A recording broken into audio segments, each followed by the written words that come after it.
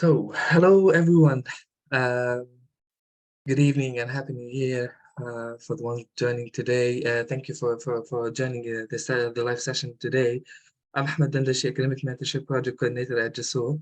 Um, as part of our academic webinar series, we've dedicated the session today for Jusoor's program for International Education and Social Change Scholarship at Bard College Berlin. Before we start with our agenda, I would like to remind you all that the session is recorded and live streamed on Qabila group on Facebook and Zoom as well. You can access, of course, the recorded session later on if you missed attending live. Also, you can leave your questions in the Q&A box so the speakers can be answering your questions at the second part of the session. So let me introduce our speakers for today, who will help us to get to know about the scholarship and the application process and other related information, of course. Our first guest is Stephanie Hausotter, the head of admission at Bard College Berlin. Prior to joining the college in 2012, she worked for the Hertie School in Berlin and for the General Federal Foreign Ministry as a translator. She holds a BA in German from the University of Dallas and Masters in Public Policy from the Hertie School. From the Hertie School, and in 2012, 2005, 2006, she was the recipient of Fulbright teaching assistantship that brought her, of course, to Germany. Our second guest is Sarah Shedeed, the head of scholarships at Jusoor. Sarah coordinates the partnerships to expand access to secondary and higher education for Syrian youth, helping them to realize their potential and contribute to the future of Syria. Welcome, Sarah and Stephanie. Thank you for making the time to attend and participate in the session today. I'm going to start with Sarah. Sarah, I'm going to start with you to get to know maybe to get to know about the Jusoor's position in this scholarship and in the partnership in general. Thank you, Ahmed, and thank you to all of our attendees for joining us today. So as Ahmed noted, I'm going to give you a bit of background on Jusoor's scholarships and on the eligibility criteria for the scholarship on our end. And just so that everything is clear, because as some of you may know, we have different protocols for our different scholarships. It is very important that you know that for this scholarship, you must apply directly to Bard College Berlin. You will not need to submit an application to Jusoor, and we will coordinate with Bard College Berlin to decide on recipients of the scholarship, on awardees. So with regard to the scholarship, it is almost a full coverage scholarship. So we will cover all tuition fees, health insurance, other fees at the university, visa, airfare, room and board, books, and local transportation, as well as a resettlement budget that helps you get, set up in Germany, and meals during your break times during the academic year. So the only expenses, and this of course is covered in coordination between Jusoor and Bard College Berlin through the PIAS scholarship. So students are really responsible to cover their personal expenses, their pocket money. Again, room and board are covered, so you're not expected to cover rent or anything, but your own personal expenses. And as is noted on the website, you can work on campus or off, and there are jobs available for recipients of the scholarship. So moving on from there with regard to eligibility, of course, the recipients of Jusoor scholarships always must be Syrian or Palestinian refugees from Syria. This scholarship is open to both men and women. We look for scholars who have strong records of leadership and community engagement, which is demonstrated usually through your volunteer work, your work experience, if you happen to have any. It is really important to note that when we say volunteer work and community engagement, we don't necessarily mean that you need to have official experience with NGOs or other organizations or companies or anything like that. We know that applicants to bachelor scholarships, first of all, are young, and second, not everyone might have that opportunity, especially within the context of Lebanon and Jordan and Syria and the region in general. So, when we talk about community engagement, we mean that we like to see that you're involved with your community in any way. So, for example, those of you who are in Lebanon or in Syria, we often have, of course, electricity cuts. We have scholars that, have helped the people in their buildings, for example, during those cuts, elderly people, for example. We have scholars who have, done tutoring for their classmates or helped their classmates study, take notes, these kinds of things. And we're flexible with the definition of community engagement that we have. The third criterion is that we want to see that you demonstrate a willingness and intent to contribute to the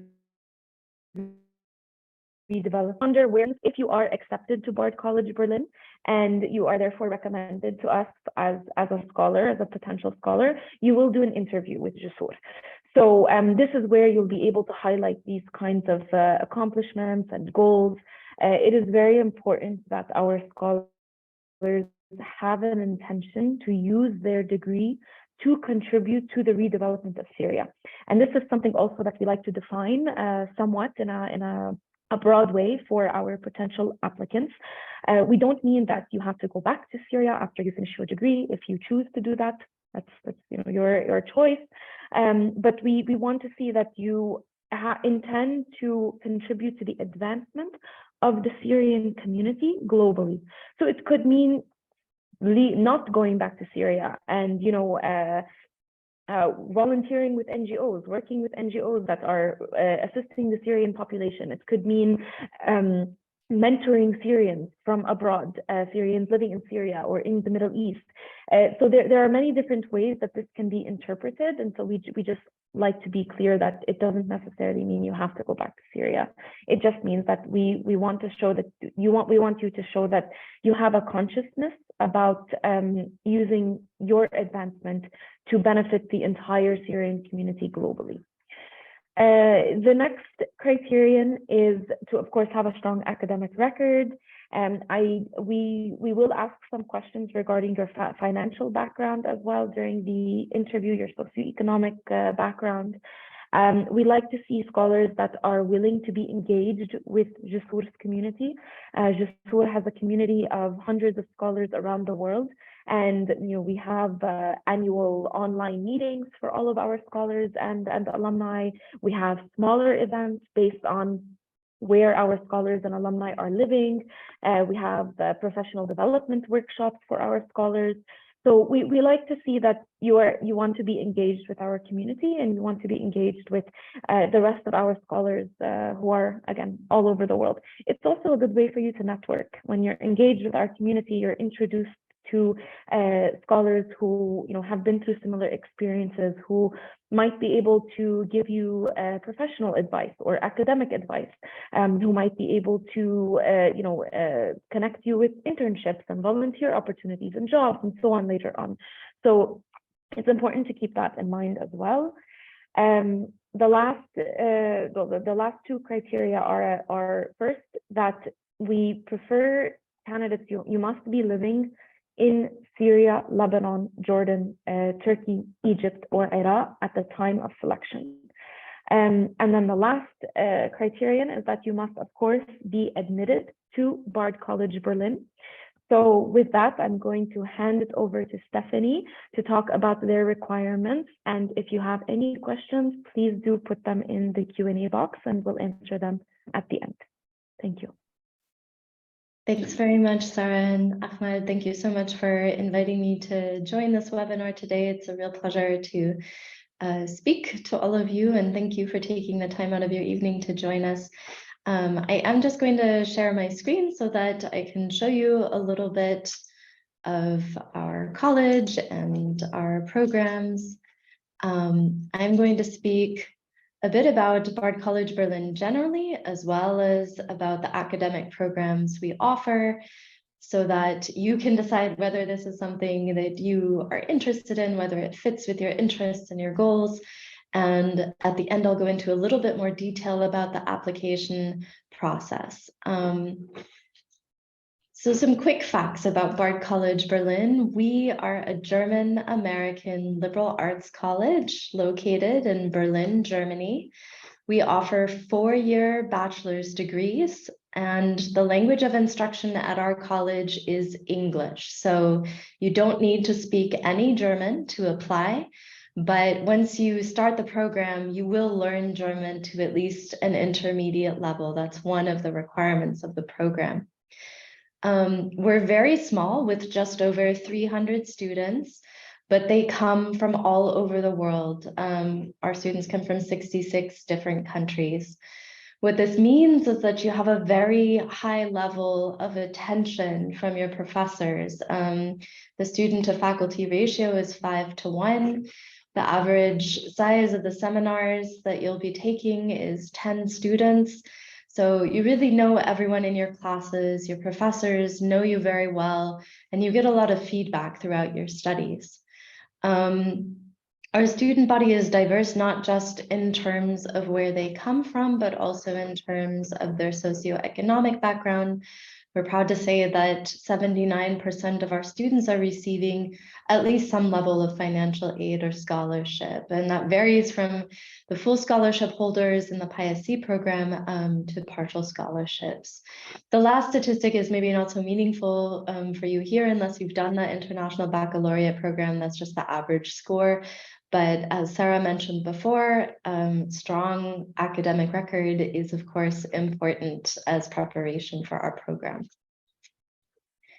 So a little bit about our educational approach. This is what a class looks like at Bard College Berlin, a small group of students sitting around the seminar table with their professors, discussing original texts. This is an art history seminar, so that's why they're all looking at a slide on the wall. But it's really, we're quite different from other universities in Germany, where you would be participating in large lecture courses. Our approach is college approach, where you have to come to class, you have to prepare, you're expected to discuss and participate, and you have multiple assignments that make up your course grade in the end. The major benefit of this for students is really the opportunity for individual guidance and mentorship from the faculty, which is very helpful then for the steps that come after graduation, whether it's employment or graduate school or something else. I'm going to speak in detail about the programs that we offer in just a moment, but just broadly, our focus in Berlin is humanities and social sciences, and we offer classes in all of the areas that you see here. They're organized into 3 degree programs that I'm going to speak about now. So the first BA program that we offer is the BA in Economics, Politics, and Social Thought, which is a little bit like PPE, if you've heard of philosophy, politics, and economics. It's similar. I'm going to briefly explain what all of these colors mean, because I'm going to be showing you this diagram for the different degrees. The black courses that you see here are the core courses that every student at Bard College Berlin takes, regardless of whether they're studying art or economics. So you can see here in the boxes, you start with Greek civilization in your first semester, and you progress then over 6 courses in the duration of your degree through the major intellectual movements in Western European history mostly. So you go from Greek civilization with Plato's Republic to medieval literatures and cultures, Renaissance art and thought, early modern science, origins of political economy, and you end in the 20th century with modernism. The red classes are the requirements for this specific program, Economics, Politics, and Social Thought. So you can see in this degree, you are going to be getting up to speed with all the basics in economics. You're going to take macroeconomics, microeconomics, statistics, math, principles, but you're also at the same time going to be taking politics courses. So comparative politics, policy analysis, moral and political thought, However, because we're a liberal arts college, we do want you to have the chance to also take other classes if you're interested in. So you might need to spend some time learning German if you don't speak German yet. That might take up a couple of your elective slots in the first part of your program. But at the latest, in the second part of your degree, you will have these elective spaces, and you can use those classes to take any class offered at the college. So even if you're studying economics and politics, you can also take a class in photography or art history or literature, or you can take more economics and politics. You can really freely choose these classes. So all of these requirements make up the degree that you complete over 4 years. And you can specialize in the second half of the degree in your 3rd and 4th years. You choose to specialize either in economics, which means that then at this level, you can see these dark red courses are all related to economics, or in politics, and there the dark red are all related to politics. So these are the specializations and the overall structure offered in the EPST program. I did want to mention just a couple of paths that some PISC alumni graduates of this specific program have taken. So we have an alumnus working as an advisor at the European Commission now. We have someone doing a master in public policy at Yale. We have a number of other students in graduate school here in Berlin. So even though the university is somewhat young and the scholarship program is younger, we are seeing the graduates of this program and the alumni of the PISC scholarship program in particular going on to do some very interesting things after graduation. The next program that we offer is the BA in Humanities, the Arts and Social Thought. And within this program, students can specialize in art and aesthetics, which is art history and studio arts, in ethics and politics, or in literature and rhetoric. So possible pathways after you complete a degree like this would be going into academia, perhaps becoming a professor yourself, working for an NGO or an international organization, going into journalism, pursuing artistic practice or curation. The colors I've already explained, so I will just briefly show what each of the specializations look like. If you focus on art and aesthetics, you will be taking at the advanced level courses that are related to exhibition culture. This is really curation in public spaces, to art theory. Media practices and techniques are typically a studio or performing arts course. Artist genres and movements will be courses devoted to a particular artist or movement in art history.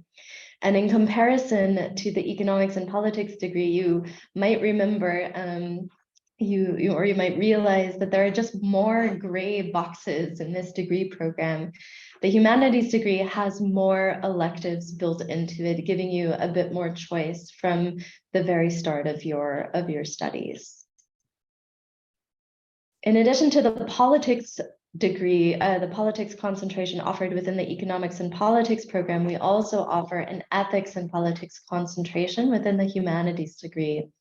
The difference between this ethics and politics concentration and the politics one in the economics program is basically the economics component. So if you're interested in studying politics and you're less interested in economics, perhaps you're more interested in the political theory and philosophy, this might be more the program for you. So you can see there's ethics and moral philosophy, history, political thought, civic engagement, and social justice. These are all modules built into this particular concentration.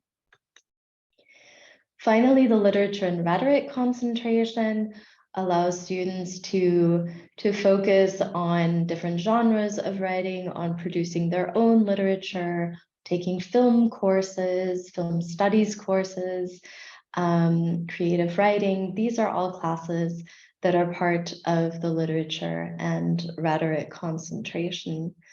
In terms of PIAC alumni profiles from the humanities program, we have a published author from Syria who is now making a name for himself in the German literary scene, the CEO of the Syrian Youth Assembly, and alumni in master's programs at the Freie Universität in Berlin, at Central European University in Vienna, and at the Graduate Institute in Geneva. So also a good record of success for PIAC students coming this humanity. About our newest program, which you can also apply for and which is also eligible for this Jusoor-PIAC scholarship, the BA in Artistic Practice and Society. This is a new degree program that will be starting in fall 2023. So we don't have any students or alumni from this program yet, it's just starting. And the main or the distinctive thing about this program is that it will allow students to develop a real expertise in interdisciplinary artistic practice. And what I mean by that is that you can see all of these red boxes that say artistic practice are different kinds of arts courses. So these, the kinds of arts classes that we regularly have on offer include painting, drawing, sculpture, photography, video art, performing arts, theater, ceramics. Really, there's a lot of things on offer at the college. And instead of focusing just on one form of artistic practice the way you might if you went for art school, you will be gaining experience in several of these disciplines over the time, as well as taking the core curriculum, as well as taking elective classes in other disciplines and learning German. So it's really kind of a way to combine a true interest in arts with a broader liberal arts education. Just a couple words before we get to your questions. Bard College Berlin is a residential college, which means that there's also a lot going on campus outside of the classroom. So we have a lot of different student clubs and organizations.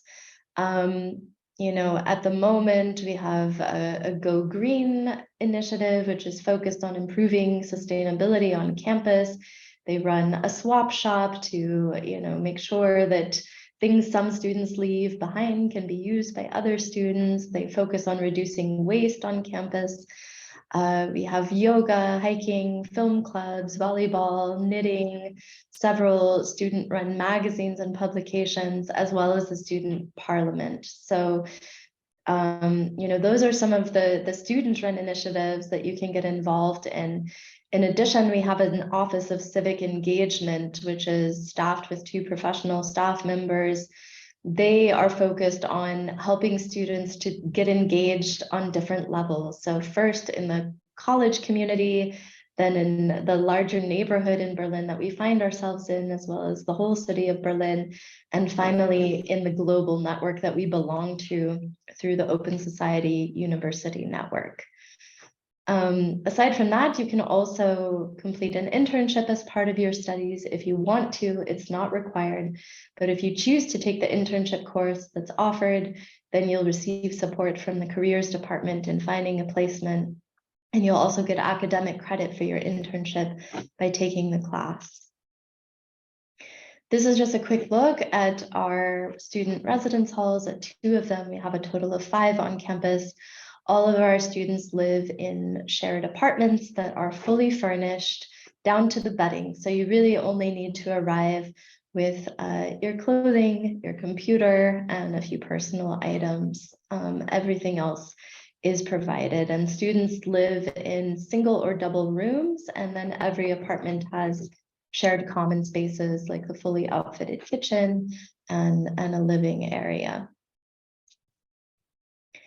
Finally, just a word on the city of Berlin, because we really do view Berlin as our extended campus. Our professors are very good about taking advantage of all the city has to offer for our students. So this means that depending on your class, Sometimes you might be able to have sessions in a museum if you're looking at a piece of artwork or you're studying a particular period in history that has, a related exhibition going on in Berlin. Or, sometimes your professor might take you on a walking tour of a particular district of the city.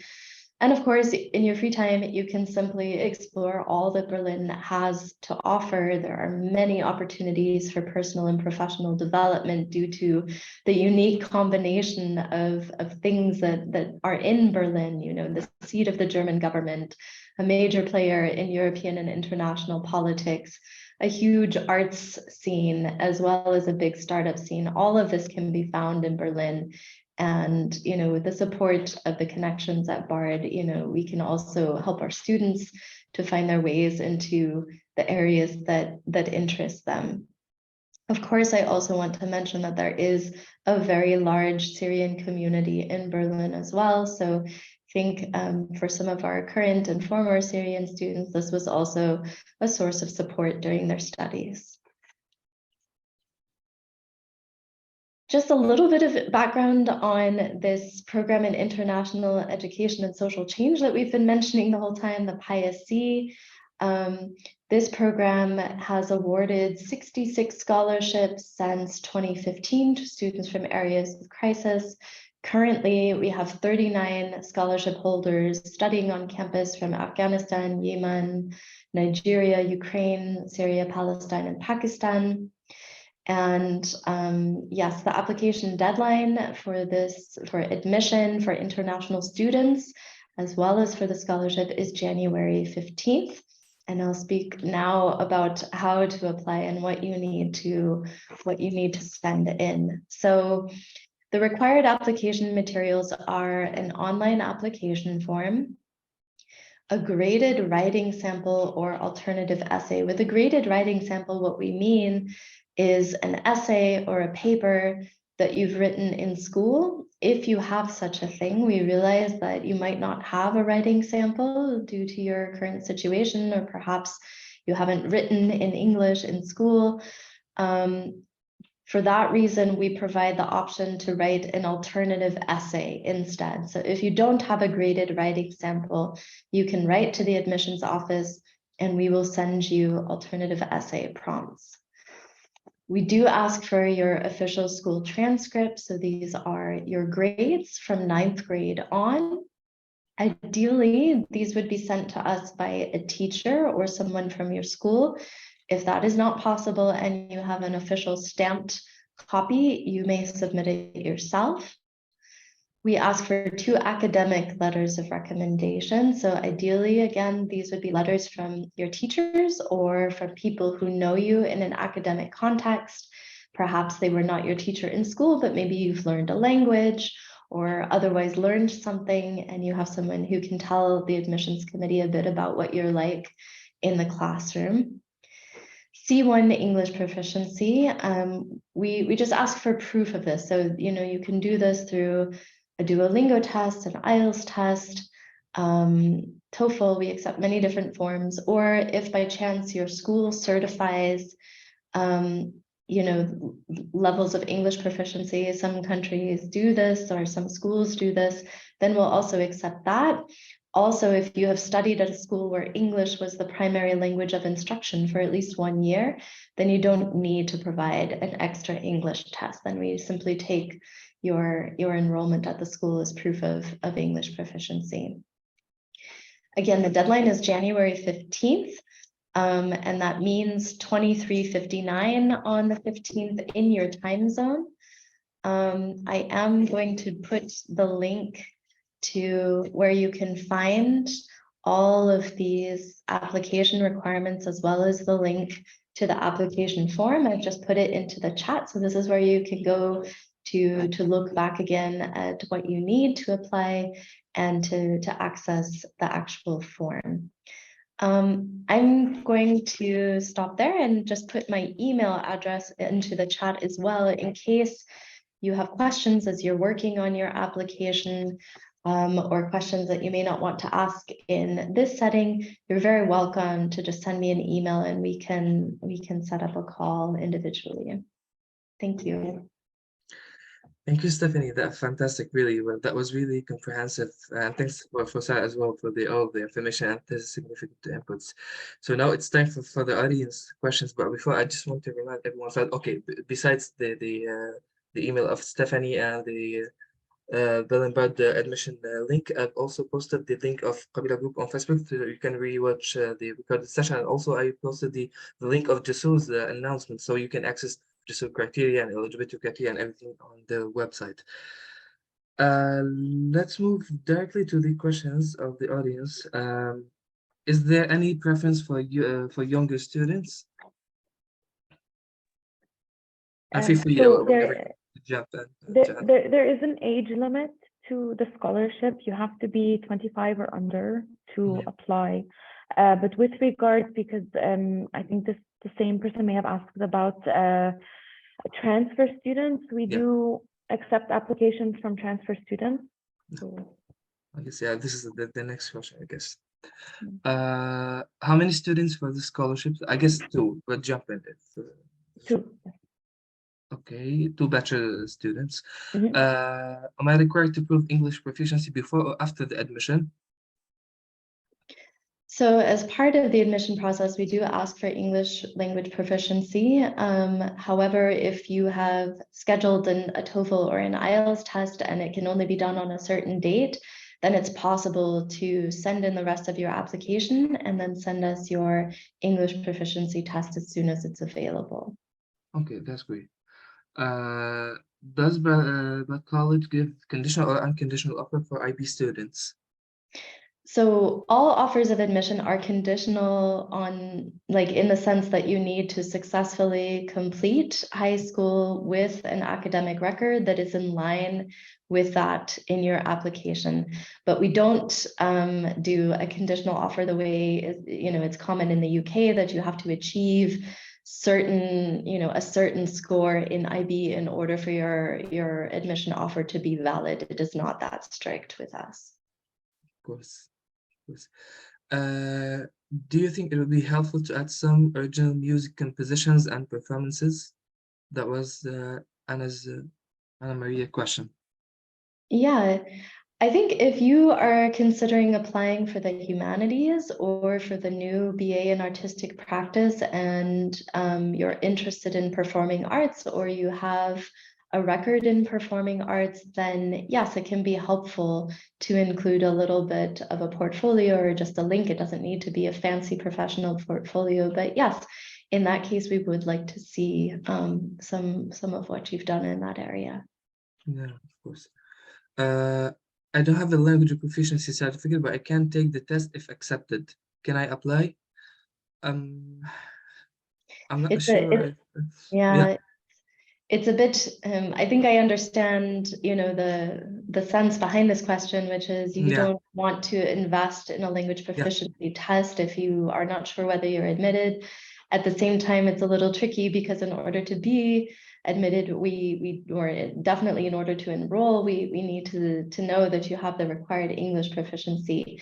What I would suggest is a Duolingo English test. And if even the Duolingo test is unaffordable for you, please reach out to me because we have usually been able to secure a certain number of fee waivers for Duolingo so that you can take the test and without resources being a problem. That's very helpful. All papers must be translated, right? I guess yes, but feel free to join to jump, sorry. Especially if the documents are in Arabic. So yeah. Sorry, yes. I don't know if you wanted to say something, Sarah. No, so we do ask for the originals as well as a translation in English or German. In case one is easier for you to get, then you can also get a German translation, otherwise English. Okay. Does the scholarship require an IELTS certificate? We're just spoken about the English, so it can be IELTS, TOEFL, or any of the testing apps. Approximately how much is the score required in the Duolingo exam? Yeah, I think the score of 120 is equivalent to C1. Great. I studied for semesters of electrical energy engineering in Syria. Now I'm in Erbil. I could not complete my studies because of the work conditions. I'm studying German at home and a level of A2. So is there any possibility to obtain the scholarship to study? Yeah, I guess this is the case of transfer students, so they must be eligible, but feel free to jump. Uh, I think you were breaking up, Ahmed. So at least for me, I'm sorry. I Yeah, don't so know if I that would was just just on my yeah, end. I would just saying that this is the case of transfer students, so they must be eligible to apply because as they mentioned that they studied for years but they haven't graduated. So, but this is good to maybe to re-emphasize that transfer students are accepted, but uh, the holders of bachelor degrees Yes. are not maybe considered for the application. Uh, so this is Right, but the question I think is also asking if there's a possibility to study German language. Can the students study German while they can take German electives, right? That's okay. right. So the college offers German language courses, not just as an option, but actually as a requirement in the degree. You don't have to speak any German in order to start studying with us, but you will learn German. And if you've already started to study German, I think this person mentioned they had already achieved A2. It's possible to take a placement test in your first semester and then, just continue your study of German with the next B1 course. That's also possible. Yeah, of course. Do I have to do anything to be considered for the scholarship, or does the university make referral based on the application? I'm realizing I did leave out one important thing that they need to do, which is to fill out our financial statement. So this is a document that basically gives us some information on your personal financial situation. I'm also going to put the link into the chat where you can find this form. And I again want to emphasize, if you have any trouble as you're filling out this form or you're confused about what something means, you should always reach out to me or to the admissions team at Bard Berlin and we'll help you with this because we realize, this is the same form that is used for all of our applicants. And sometimes, situations are different and it can be a bit confusing to know what to put in. Yeah, of course. Yeah, and Yeah. just Ahmed to note, on Jusoor's website, on the page for the scholarship, in the how to apply section, we mentioned this form. So in case you lose the link from the webinar, you can also access it on our page. Maybe take the reminder of visiting the how to apply section before you submit all of your paperwork. Exactly. It's highly recommended maybe to visit that page because it has all the information about the eligibility criteria, the selection criteria, and other entailed information. So, okay, we don't have question for, but I'll give some time for others to question before we end this session. I have like recurring questions like from people like, for example, for the married couples or the married applicants, let's say, who are applying, are they supposed of families covered with scholarship or not? No. So for all Jusoor scholarships, in case you have a family, we don't sponsor the moving of your family, your spouse, your children, etc., to the country of study. And I want to emphasize another point that Ahmed mentioned before, which is not already having a bachelor's degree. So, and this is true because sometimes we have also attendees on the webinars that are interested in other Jusoor scholarships as well or have applied and so on. It's very important to note that if you already have a bachelor's degree, you are ineligible for the scholarship. So you must not already have a bachelor's degree, and this is true for all of our scholarships. You should not already have the level of degree to which you are applying to study. That's great. And even if they have, let's say, completed 4 years out of 4, but they haven't graduated yet, that still makes them maybe eligible unless they don't have the certificate for their hands. So just going back to the married applicants, okay, but if they want to manage by their own, that's fine with the scholarship and just so. So okay, just so and the scholarship is not covering the fees, but of course, if they want to manage by their own and to do their own stuff to get the families and their spouses, that is fine with the committee. I think I'll speak to Jusoor's perspective on that, and then maybe pass it to Stephanie in case there are any specific cases that we might be able to mention with regard to the university and with regard to Germany in particular. In general, for Jusoor, if you are married and or you have children, that's completely fine. We don't count that against you, of course, in selection. But it is really important that when we interview you, we will ask you whether you have plans for your family while you are abroad. If that means them staying at home, is there a plan in place to make sure that your family is financially stable? Or have you not given thought to this? Because we find that as a red flag, of course, if there's no concept of having a plan in place to make sure that your family is being cared for. Stephanie might have something to add from BCB's perspective. I think I would just add that unfortunately we do not have family housing on our campus, so this would be then another issue that would come up. Students would be permitted to move off campus in this case if they were living with a spouse or dependents, but it wouldn't be possible to live as a family on our campus. Yeah. That's very helpful.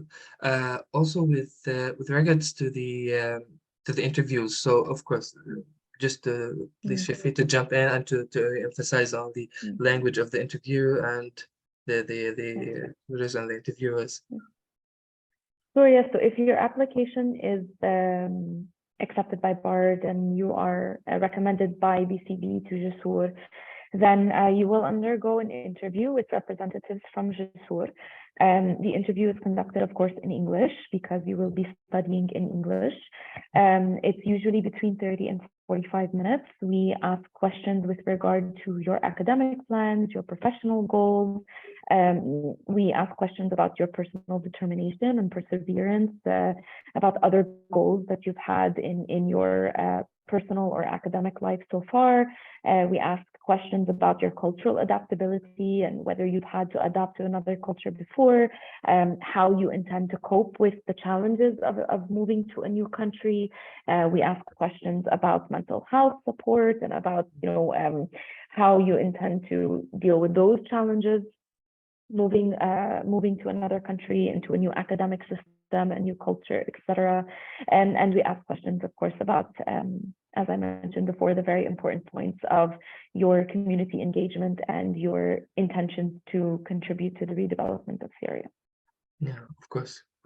And this is like a great point that I would to get back to it, but I just have the last question from my side that of course the recipient of the scholarships, when accepted, they're not going to receive the funds or the scholarship directly until they get into Germany. That's right. No. Okay. Yes. And they won't receive it by point. hand. They should be received directly to the university. Actually, it's like an internal. So they're not going to be the holders of the funds. Right. Yes. So this is an important point as well. That yes, we don't distribute any funds until you've already moved to Germany, and the funds are distributed to the university and Bard College, or to the college, and Bard College Berlin will take care of distributing any necessary funds to pay for healthcare or to the student, depending on the fee on the funds. That's great. Before I move to my second point, okay, so this is another question. I read that you accept students on a rolling basis. My question is, what time should I expect to receive the final decision?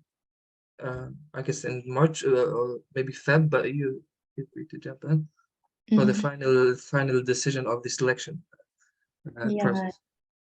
Yeah, we actually don't have rolling admission at Bard Berlin. So, we will wait until the January 15th deadline passes. Then we will review all the applications. We will, identify everyone who qualifies for this scholarship. We will nominate the candidates we think that Jusoor should consider. And we expect that those scholarship awardees, they should be notified by mid-March at the latest of whether or not they receive the scholarship and admission to the college. Okay. And just to give some time, like for all the questions to be answered before we wrap up, because we still have like a few minutes left. like, do you have any general tips, or maybe, of course, like you've mentioned the eligibility criteria and you've mentioned a lot of uh, recommendations during the session, but do you have like general tips to wrap up the session with from previous experience or from previous stories, just to recommend the applicants to do or not to do? Who wants to start? Yeah, sure. I'm happy to offer just a couple of tips. So, one thing that I really encourage all applicants, but also especially PIAC applicants to do is, you may not have a lot of control over your grade records. You were studying under extreme circumstances, most likely. There's nothing that you can do about that now, probably. But what you do have control over in our application process is the writing. So I would really encourage you to invest your time in the writing sections of the application. So not just the graded sample or the alternative essay, but there's also a couple of shorter questions where you have the chance to, talk a little bit about why you're applying to Bard Berlin specifically and whether you've had any international experience. And, so just use those spaces.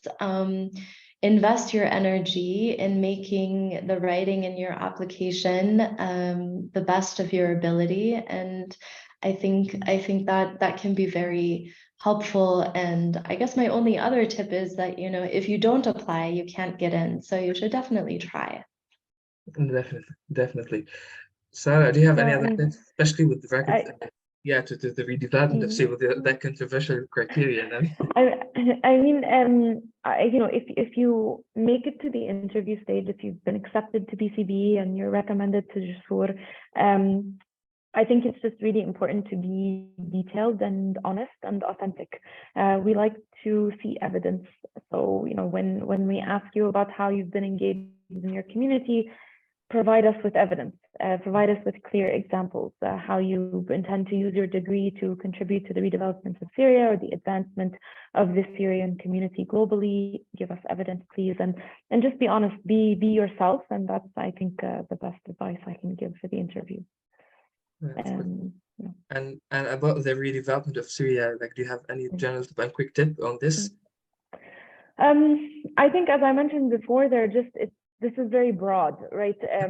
You can give us specific examples of how you'd like to use your degree and therefore your expertise in contributing to the country. But think about, for example, the founders of Jusoor are Syrians. The founders of many other organizations that are working with Syrians are Syrians. We have one of our alumni, someone who got a scholarship from Jusoor currently works with us. So, we have also, for example, Jusoor has a mentorship program where many of the mentors are some of our alumni, people who have received scholarships from Jusoor and are now giving back to Jusoor and to the community as a whole, the Syrian community, by being mentors for Syrian students living in Syria and other countries in this region. So you can be creative. There are a lot of ways you can give back to the whether inside or abroad, community. you can also contribute. Exactly. So the last two questions that pops in now. The last question. Okay, so if I get accepted to the university but not to the scholarship, what will happen? I mean, we have these two scholarships to award. So, we are looking for two candidates to be admitted with the full funding to come. If there are more qualified candidates who are deserving of admission, but we don't have the scholarships to offer, Bard Berlin does have a lot of other scholarships that we do offer, not all of them as comprehensive as this one, but depending on your particular situation, perhaps it's still possible to receive a different scholarship and to find other sources of funding in combination with that could make it possible for you to attend. So not receiving this particular scholarship is not automatically a closed door, but I will emphasize that, these Jusoor-PISC scholarships, they are, one of the few scholarships that cover something that goes beyond tuition.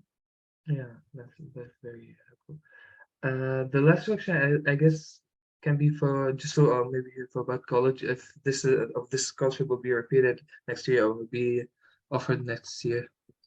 So is it gonna be a academic scholarship or? I would say to check back on our website and social media channels and so on next year. And I don't want to give a concrete answer right now. Yeah, of course, of course. So I guess that's it for today. Please refer to the recorded session on Qabla group on Facebook, the link in the chat, so you can rewatch the recorded session if your questions maybe your questions were answered by other people asking in the Q&A box. Thanks everyone for attending. Happy New Year again. See you in the next webinar. Follow Jusoor on Facebook and LinkedIn, other platform, social media platforms, so you get notified when we announce on the next webinar. Thank you, Stephanie. Thank you, Sarah, for your time today. Thank you all, and have a great rest of the day. Thank you. Thank you very much. Thank you, Stephanie. Thank you, Ahmad. Thank you. Bye. Bye. Bye.